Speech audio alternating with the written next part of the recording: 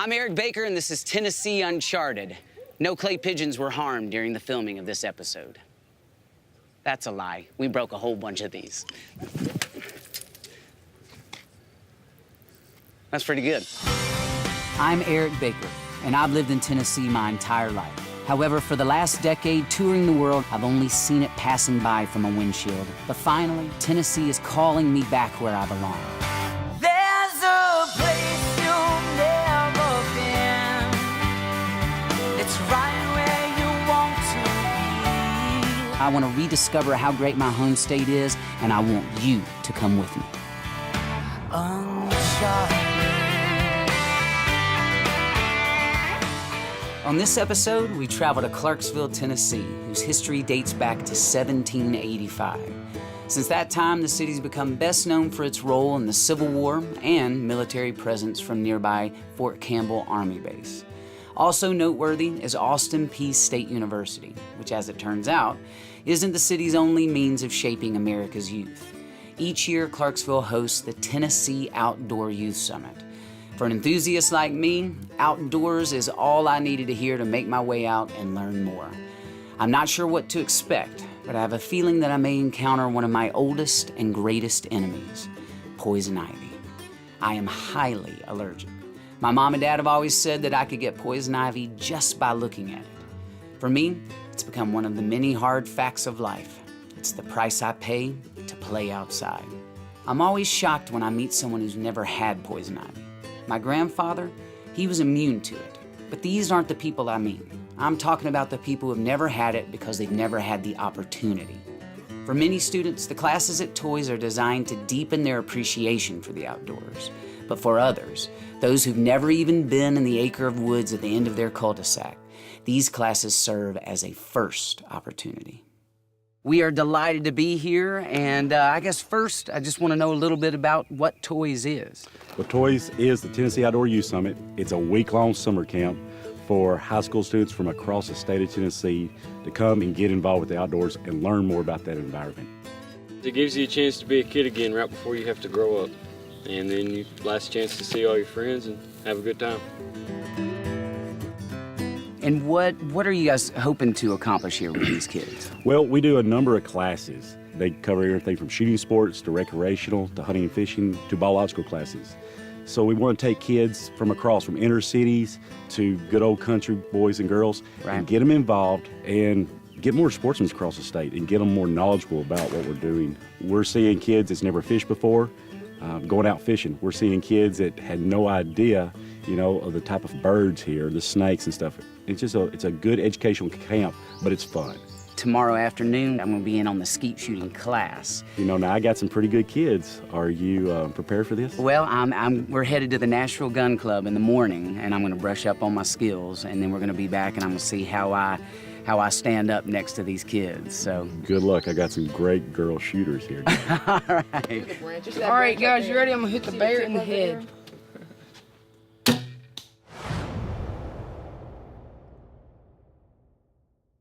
From the sound of it, the leaves of 3 won't be the only challenge that we brush past in these next 2 days.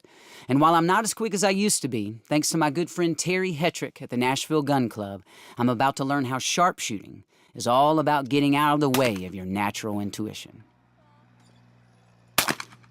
So we're right up the road in Clarksville at the Tennessee Outdoors Youth Summit. Yes. Some of these kids can really shoot. I know they can. I have experience, but for the people at home that have never maybe even held a gun, where would we start? We'd start everybody at the same place, right at the beginning. Okay. This is a simple game made up of a few basic fundamentals. When someone's shooting takes a little slump or they've never shot before, it's just that they need to review or learn those basic fundamentals. I'll get a box of shells and we'll be ready to go. All right, let's do it. All right, so we're out here on the skeet field now. What exactly is a skeet? Skeet shooting became a sport years and years ago. It was actually invented up in Andover, Massachusetts by a group of frustrated grouse hunters. They wanted a way to recreate and practice certain shots that they missed in the field. Okay. And basically what we have is a target launcher here and another target launcher across the field. And located around this semicircle are 8 different shooting stations. That way we're actually able to change the angle and appearance of the target so we can recreate any shot, basically, that you would run into in the field.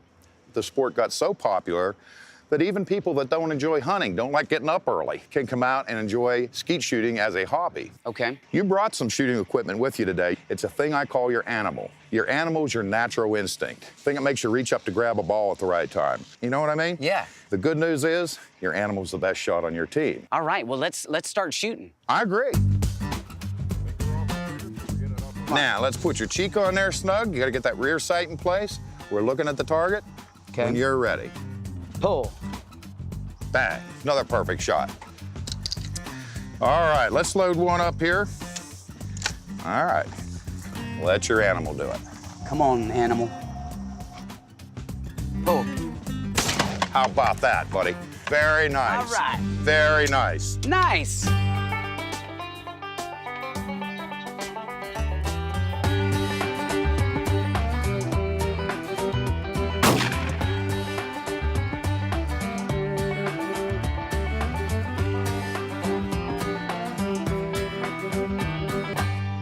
Pull. Good. Yes, sir. Hey-oh. Man, you're doing so good, buddy. I've never shot so well, man. Well, you're shooting very well. Hey, Thank it's you so much. all on you, man. All on you. I'm ready to head back up to toys now and show those boys what I've got. Good luck. You're doing great. Wayne Gretsky once said that we miss 100% of the shots that we don't take. So often for me, it's the shots that I've missed that teach me more than the shots I've made. Often we gain perspective or experience from an unfruitful endeavor, but occasionally we gain humility.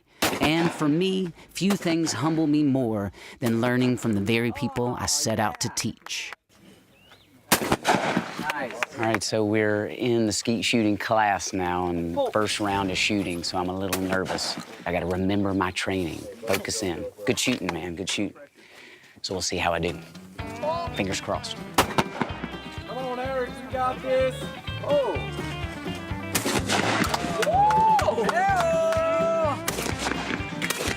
Yeah! Now don't leave me hanging over here. Oh. Oh.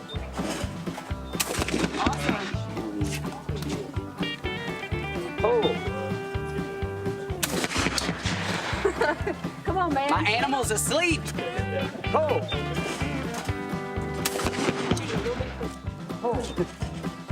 Hell. Hey! A little bit quicker. Pull. Now. Ooh-wee! Thank you. I know what I did. I'm looking at the barrel of. Oh! See the difference? Wasn't nothing left of that one. See the difference? Whew, I need a smoke detector. Good shooting, guys. I'm impressed. I really am. I got a lot to learn. So I'm honored to have with me one of the finalists from my skeet shooting class, Miss Emily Reedy. And Emily, man, that was some really good shooting out there. What's brought you here? I just love the outdoors, and everybody was like, you know, if you love all that stuff and you want to learn more about it, I think you should come. So I was like, okay, I'll give it a try. Have you grown up in the outdoors? Yes, sir. You were the only girl in your class. How do you feel being one of the few girls and representing the girl population here at Toys? I think all the guys are just upset because I smoked them. But I have to give you credit. You did do pretty well yourself. Hey, say that again. What was it? You did well yourself. All right, thank you very much. Well, not as good as you, and that's what's awesome about this too, is I have a lot to learn, and it's great learning from you. See, I like it because kids can come to this camp and learn stuff that they've never done before. Come out here, shoot. They might never get to do that at their homes. I'm gonna watch you shoot a little closer so maybe I can pick up a few of your tricks. Okay. Things didn't turn out quite like I planned. Behind me, the top shooters in the class are having a competition, and as you can see, I am sadly not one of those. We've got a long night ahead of us, and we're about to head out, and we're gonna do two things that I have a lot more experience with, and that's eating some good food and listening to some good music.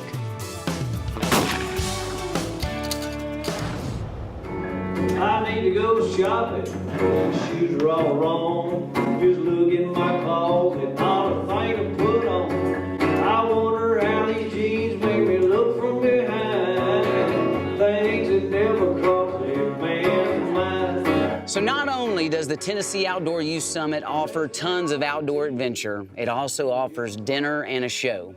And we've got Mr. Wynn Barbell here. You just put on a great show, man. I appreciate you. Appreciate you being here. I'm tickled to death. Man, why are you here? Why is this youth summit important to you? I'm a very strong supporter of TWRA. I grew up hunting and fishing and always loved it. And I know that some of these kids, this might be their only introduction to it. They might not have parents that have time to go do all that. This is something that they'll carry with them. I mean, when you get hooked on fishing, buddy, that's it. That's right. Tennessee's just got so much going on, and there's so much to enjoy. And I think what I love seeing in there is you got girls and boys and people from all over the state who are here. Then they're going to go back out to their areas and pass on what they've learned. Oh, yeah. The trick of it is getting them out there.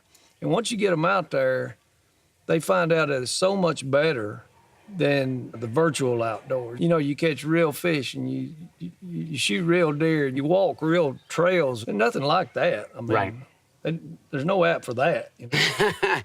Man, keep on writing. Oh, great songs, really enjoyed it. We'll see you soon. Yes, sir.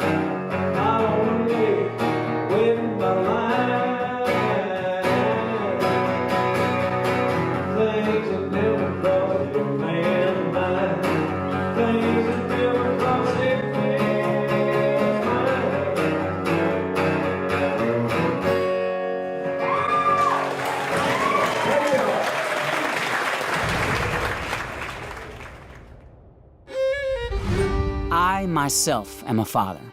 After just 4 years on this earth, Annabelle Rose has taught me to look at the world differently because I see it through her eyes. Each of her new experiences teaches me appreciation for something that I've grown to take for granted. While at Toys, I've gained a similar perspective, seeing the outdoors through those students' eyes.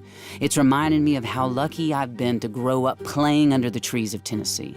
But more than that, how important it is to pass that appreciation on. There are people who are strangers to the world beyond the borders of their backyard, and that scares me. You can't love and protect something you don't know. Without even knowing it, you may have already felt the effects of Tennessee's plummeting bat population. But now we've ventured into the dark to learn more about a little-known threat to one of Tennessee's most important and least understood inhabitants. Where are we? What exactly is this place? So we are in the world's first artificial cave for hibernating bats. It's meant to address this devastating bat epidemic, white nose syndrome. And we wanted to give those bats a chance to be here in the artificial cave where we believe we can control white nose syndrome and save some bats. What is white nose syndrome? It starts with a fungus that invades their skin, causes lesions that erupt. They arouse more frequently throughout the wintertime, and that arousal can lead to depleted fat reserves that they need to get through the winter. And most of the bats end up dying due to starvation or dehydration from the fungus. Okay, so we're talking about bats, and you know, really all I know about bats is mostly I think about Halloween, I think about, you know, negative things. So why do I care if some bats are dying? We benefit bats from one major way, and that's insect control. All the bats in Tennessee feed all on insects. Each night they can consume up to their body weight in insects. The value of bats to agriculture in Tennessee alone is $300 million a year. And then the impact of that beyond Tennessee? Well, yes, in fact, they've gone on to look beyond across the United States, and it's in the billions of dollars. Is there something that we can do, that the person out there on the couch, that they can do to help? During the summer, you know, bats might live in your bat boxes if you put them on the side of your house. We just ask that cavers and recreationalists just use caution when they enter caves at various times of the year. While we focus so often on what it is that we add to this world, it's so easy to forget the things that we're taking away. Tonight's class was a reminder of this reality.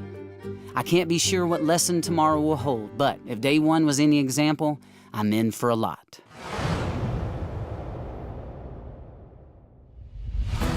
Nothing sheds promise on a new adventure quite like the morning light of a brand new day. And few experiences, if any, lend more insight into the idea of passing on heritage than the wise words of a mother. Fortunately for us, our second day kicked off with a chance to catch up with one of the most recognized and respected moms in the industry. and we gobbled up everything she had to say. For learning about turkey hunting, we couldn't ask for a better instructor than the First Lady of Hunting, Miss Brenda Valentine. In your class, you mentioned save the habitat, save the hunt. Can you tell me a little more about that? The size of Yellowstone Park is lost every year to development. So there's a lot of habitat available. There's a lot that needs to be enhanced. But there's also areas that are inaccessible that may be state or federal land. And so now we're working on gaining accessibility into previously inaccessible lands.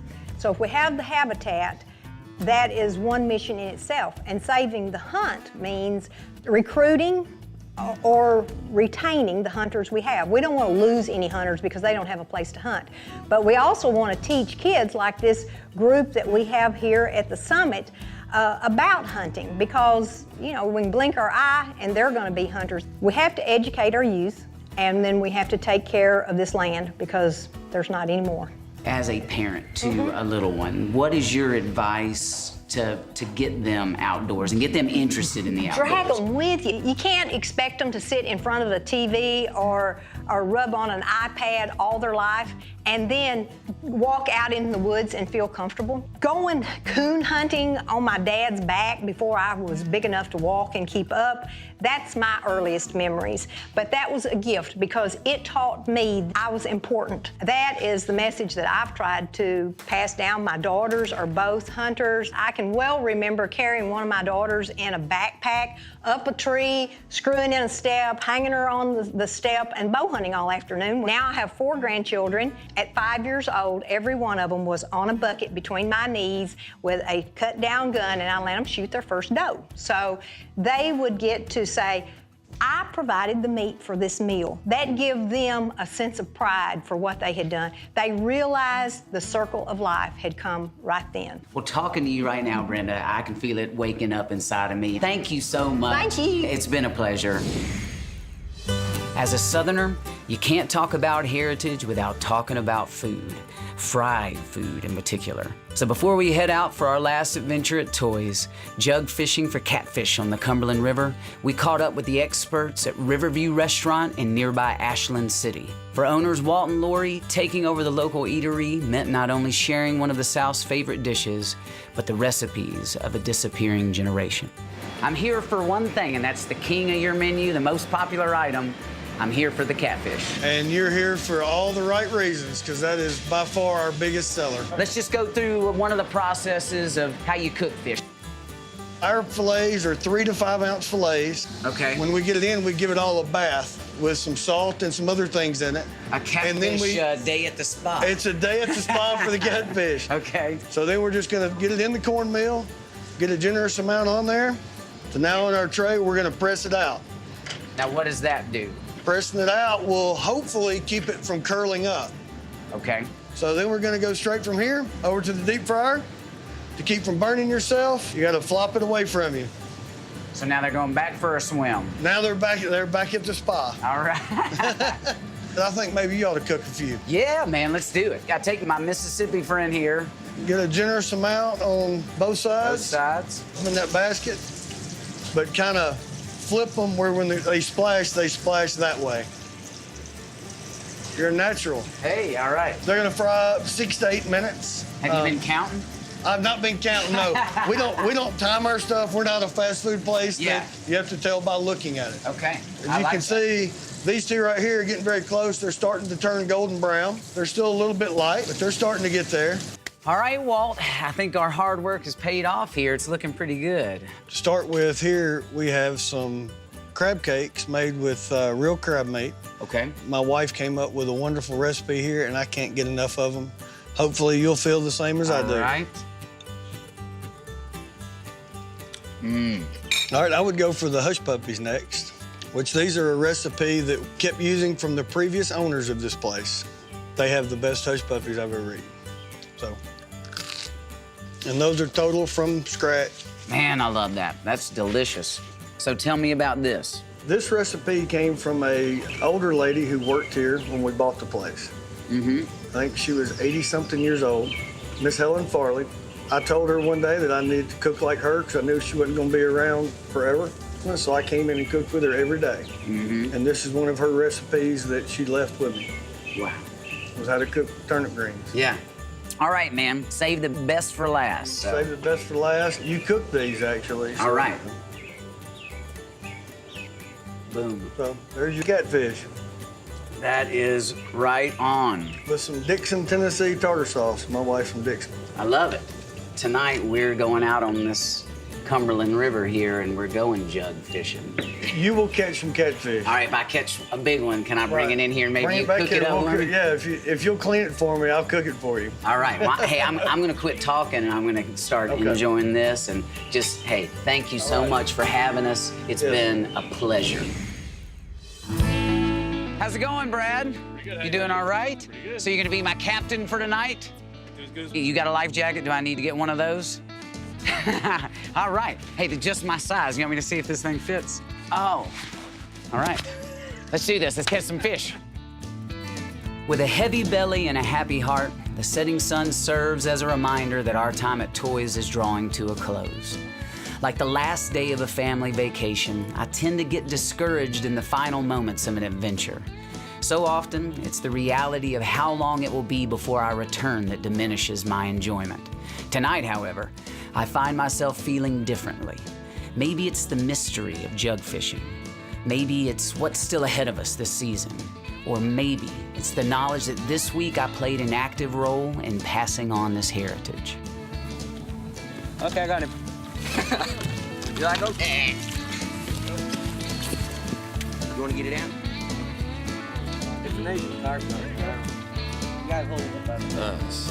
All right, so we got 2 in the boat already, and hopefully we're gonna get a lot more. The night is still young. I've never done this before, so. Lean over and grab it, and then pull it up. All right. They got teeth or what? What? Pretty much sandpaper inside there. Don't get okay. hit with it. There you go. He'll bark at you a little bit. All right, there's my first catfish right there. Thanks for the help, too. Sweet. I came to Toys hoping to teach a few high schoolers what I know about the outdoors. Instead, they taught me a thing or two. So before we headed out for our next adventure, it only seemed right that I leave behind a memory of what I do best. Thank you guys so much. We have had a blast here this week so far, and I wrote the theme song for the show. And last night we went to Nashville to a big studio and recorded the song, and it was unbelievable, amazing. And this is going to be, I'm going to play it for you right now. It's called Uncharted, and this will be the first time I've actually played it in public, so. Whoa, whoa.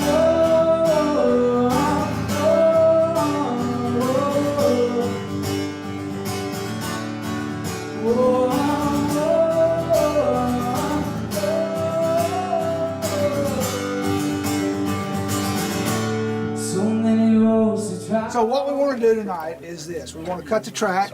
Lonnie's got a great loop. This is going to be I want it to be pretty intense. Everybody has pencils like we always do, right? I want to grab that loop and maybe some hi-hat stuff. I don't know what we're going to do syncopation-wise on those those diamonds in the front. All right, hit it. Charge into the dark on the journey of a lifetime. The first step can be the hardest part, 'cause there's a place you've never been that's right where you want to be. So go find yourself uncharted. Tennessee, uncharted. Get up and get a move on. Amazingly, my experience at Toys not only gave me a new appreciation for the outdoors, but also a new perspective on Poison Ivy. I now see that I've taken my many dried up bottles of calamine lotion and baking soda baths for granted. There's a place you've never been. It's right where you want to be. So go find yourself. Because the truth is, as I peek through the poison ivy of my past, I scratch the surface on many of my best childhood memories. So from now on, I'll wear my patches of poison ivy like badges of honor. I'll let them serve as a constant reminder of some great outdoor adventure. Why are programs like toys so important? If nothing else, they help ensure that our future generations will be covered in poison ivy just as I've been. Well, my Tennessee, she's always singing, begging me back where I belong. If you want to hear her play, just step outside and sing along.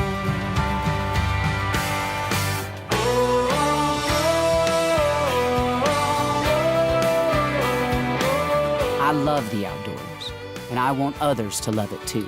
And if loving the outdoors means occasionally being covered in poison ivy, well, that's a small price to pay to play outside.